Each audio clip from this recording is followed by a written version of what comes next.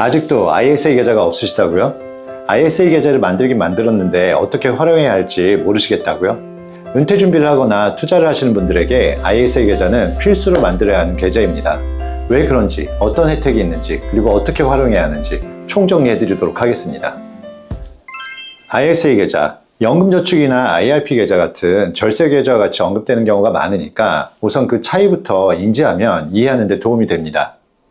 ISA는 영어로는 Individual Savings Account입니다.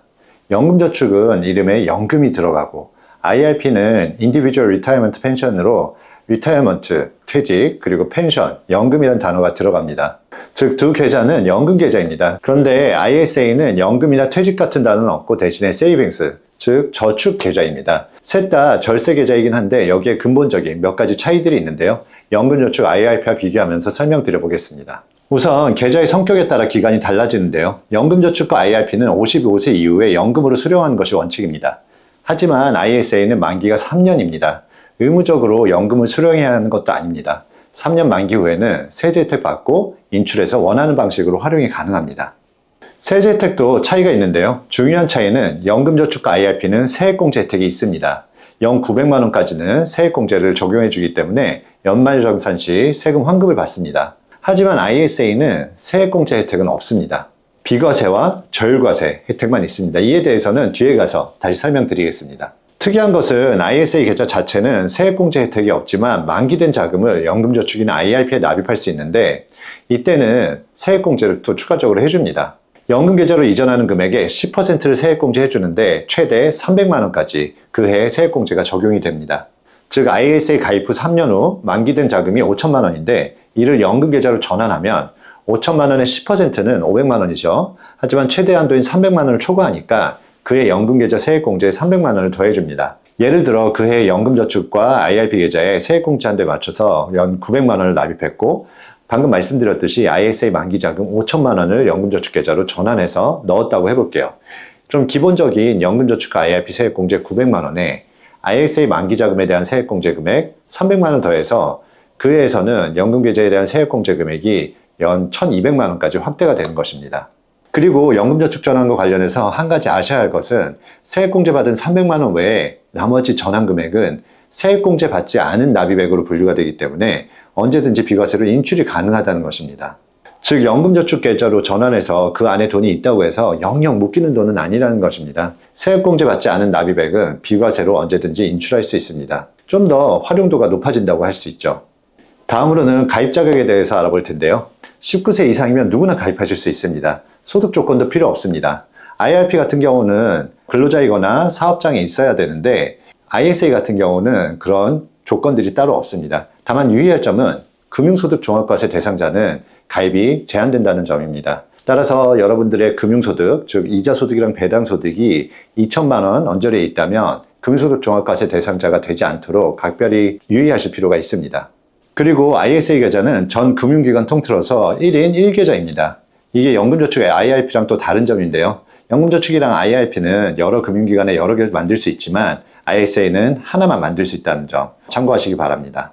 그리고 다음으로는 납입한도인데요. 납입한도는 연에 2천만 원, 그리고 5년까지 해서 최대 총 1억 원까지 넣으실 수가 있습니다.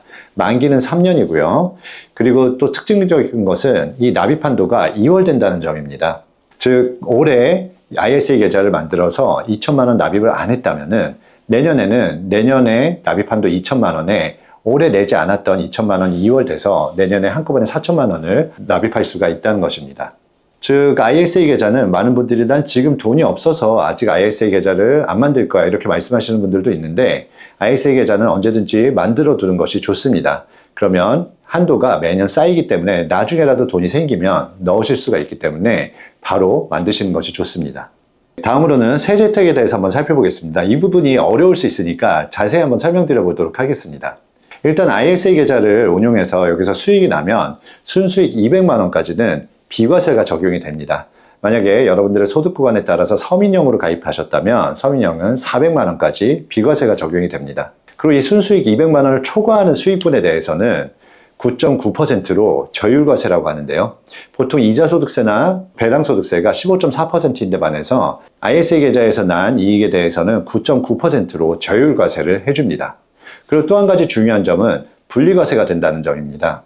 특히 금융소득 종합과세 대상자이거나 은퇴해서 건강보험료가 신경 쓰시는 분들한테는 이 부분이 굉장히 중요한 부분인데요. 분리과세가 된다는 얘기는 금융소득이 합산이 되지 않고 별도의 과세로 종결이 된다는 뜻입니다. 즉 15.4%에서 9.9%로 저율과세 해주는 것도 너무나 중요하지만 분리과세가 돼서 다른 금융소득이랑 합산해서 계산하지 않는다는 것이 어떻게 보면 금융소득 종합과세자나 자산이 많으신 분들이나 은퇴자들한테는 굉장히 중요한 포인트가 될 수 있습니다. 그리고 세제 혜택에 대해 설명을 하자면 먼저 펀드나 ETF의 과세에 대한 이해가 필요한데요. 해외 ETF를 예로 들어 보겠습니다. 해외 ETF, 예를 들어서 미국 S&P에 투자하는 ETF가 있다고 해볼게요. 이 ETF를 2천만 원 매수한 뒤 3년이 지나서 30%의 수익, 즉 2,600만 원이 된다고 해볼게요. 그럼 수익이 600만 원이 생겼잖아요. 일반 계좌에서 이 ETF를 매도하면 배당 소득세 15.4%가 적용이 됩니다. 그래서 600만 원에 15.4%를 곱하면 92만 4천 원의 세금이 발생하게 됩니다. 하지만 ISA에서는 이 600만 원에 대해서 200만 원까지는 비과세를 해주고 또 추가적으로 난 수익 400만 원에 대해서도 9.9% 저율과세를 적용해 주기 때문에 총 39만 6천 원의 세금이 발생합니다. 아까 일반 계좌에서는 92만 4천 원인데 비해서 ISA 계좌에서는 39만 6천 원, 약 50만 원 이상의 혜택이 있는 거죠. 그리고 ISA 계좌는 3년마다 만기되면 해지하고 다시 가입하는 게 유리합니다. 새로 개설하면 새로 수익분 200만 원에 대한 비과세가 반영이 되기 때문에 그리고 한도도 다시 늘어나기 때문에 3년마다 해지하고 개설하는 것이 좋습니다. 또한 ISA 계좌의 중요한 특징 중에 하나가 손익통산이 된다는 점입니다. 이것도 일반 계좌에서 운용하는 경우 한번 비교해서 쉽게 설명드려 보겠습니다. 일반 계좌에서 A ETF가 있고 B ETF가 있다고 했을 때 A ETF에서 300만 원 수익이 나고 B ETF에서는 200만 원 손실이 나면 손실이 난 B ETF는 이익이 없기 때문에 세금을 내지 않지만 A ETF의 수익 300만 원에 대해서는 15.4%의 배당소득세를 납부합니다. 하지만 ISA 계좌 내에서 A ETF와 B ETF를 함께 투자하면 똑같은 상황에서 손익통산이라는 걸 합니다. 즉 A ETF의 수익 300만 원에서 B ETF의 손실 200만 원을 상계해서 총 수익이 100만 원이 됩니다. 그럼 배당소득세는 100만 원에 대해서만 내면 되니까 세금이 15만 4천 원으로 줄어드는 겁니다. 그동안은 수익 나면 꼬박꼬박 세금 다 내는데 손실 나는 경우에는 왜 상계해주지 않는다는 불만이 많았는데요. ISA 계좌에서 운용하면 손익통산이 되어서 절세 효과를 누리실 수가 있습니다. 또 중도인출 관련해서 말씀을 드리자면 납입원금 내에서는 언제든지 ISA 계좌 내에서도 출금이 가능합니다. 만기는 3년으로 정해져 있지만 납입한 내 원금 내에서는 인출이 가능하기 때문에 좀 더 유연하게 계좌를 활용하실 수가 있습니다. 다만 유의하실 점은 인출한 만큼 다시 한도가 복원돼서 다시 납입할 수 있는 건 아니기 때문에 이 점만 유의하시면 되겠습니다. 그러면 ISA 내에서 이렇게 절세 효과가 되는 건 좋은데 그럼 이 안에서 뭘 사면 좋을까 고민하시는 분들이 또 많은데요. 절세 효과를 극대화하기 위해서는 실질적인 절세가 되는 상품들을 매수해야 합니다. 이를 이해하기 위해 먼저 주식의 매매 차익에 대해서 살펴보면 국내 주식과 해외 주식의 기준이 다른데요. 한국 주식은 원래부터 매매 차익이 비과세가 됩니다. 예를 들어 삼성전자를 5만 원에 사서 20만 원이 돼서 판다고 해볼게요. 그러면 15만 원의 매매 차익이 생기지만 이 매매 차익에 대해서 비과세, 세금이 한 푼도 원래부터 없습니다. 다만 배당금에 대해서는 배당소득세 15.4%가 과세되고요. ISA 계좌 내에서도 삼성전자 같은 국내 주식을 살 수가 있는데요. 그런데 매매 차익에 대해서는 일반 계좌에서 매매해도 비과세이기 때문에 굳이 ISA에서 투자하실 필요는 없습니다. 물론 배당금에 대해서 배당소득세 비과세가 되고 절세가 되는 부분들은 있지만 일반적으로 우리가 국내 주식을 투자할 때 배당금이 목적은 아니기 때문에 매매 차익이 목적인 경우에는 일반 계좌에서나 ISA에서나 큰 차이가 없습니다. 반면에 해외 주식, 예를 들어 미국 주식을 예로 들면 매매 차익에 대해서 양도소득세 22%가 과세됩니다. 그리고 배당금에 대해서도 15%의 배당소득세가 과세되고요. 미국 주식을 ISA에 담을 수 있다면 양도소득세나 배당소득세가 절세되기 때문에 효과가 클 텐데 안타깝게도 미국 주식은 ISA 계좌 내에서 매수하실 수가 없습니다. ISA 계좌 내에서 국내 상장 주식은 매수가 가능하지만 미국 주식은 매수 자체가 불가능합니다. 그러면 ETF나 펀드는 어떨까요? 국내 주식형 ETF는 예를 들어 코덱스 200 ETF, 타이거 코스닥 150 ETF 같은 ETF들은 국내 주식으로 구성되어 있기 때문에 운용 과정에서 매매로 인해 생기는 차익에 대해서는 원래부터 비과세이고 ISA 계좌에서 하는 경우 배당금에 대한 과세에 대해서만 절세 혜택이 있습니다. 그런데 배당의 비중이 높지 않기 때문에 국내 주식에 직접 투자할 때와 마찬가지로 ISA 계좌에서 투자한다고 해서 큰 메리트는 없습니다. 하지만 국내 상장 해외 주식 ETF, 타이거 미국 S&P 500 ETF나 코덱스 미국 나스닥 100 같은 이런 ETF들 같은 경우 일반 계좌에서 투자하게 되면은 매매 차익과 분배금에 대해서 15.4% 배당소득세를 납부하게 되어 있습니다. 하지만 ISA 계좌에서 이런 상품들을 투자하는 경우에는 매매 차익과 분배금에 대해서 비과세와 저율과세가 적용되기 때문에 수익이 많이 나서 매매 차익이 큰 경우에는 절세 효과가 굉장히 큽니다.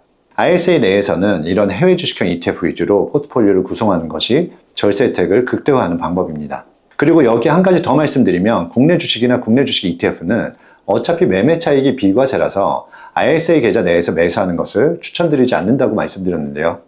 국내 주식 중에서 배당을 많이 주는 고배당주나 국내 고배당 ETF는 ISA 계좌 내에서 투자하는 것이 좋습니다. 어차피 고배당주나 고배당 ETF는 매매 차익보다는 배당이 목적인데 이 배당금이나 분배금에 대해서 배당소득세가 비과세 또는 저율과세 되기 때문에 KT나 맥커리 인프라 같은 국내 고배당주나 이런 고배당주에 투자하는 플러스 고배당주 ETF나 코덱스 고배당주 ETF 같은 고배당 ETF에 투자한다면 ISA 계좌 내에서 하는 것을 추천드립니다.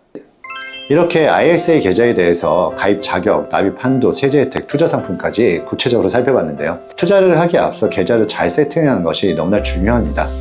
똑같은 상품에 투자를 하더라도 세금이 크게 차이 날 수가 있고 특히 금융소득종합과세에 해당하는 분들이거나 건강보험료를 걱정하시는 분들이라면 더욱더 신경을 쓰셔야 합니다. 세금의 차이가 한 해만 보면 작아 보일지 몰라도 복리로 쌓이면 그 차이가 상당합니다. 오늘 다룬 ISA를 비롯해서 연금저축과 IRP 그리고 비과세 연금까지 은퇴자금 포트폴리오를 잘 구성하시기 바랍니다. 향후 다른 영상에서 더 구체적으로 안내해 드리겠습니다. 은퇴할 수 있을까? 할 수 있습니다.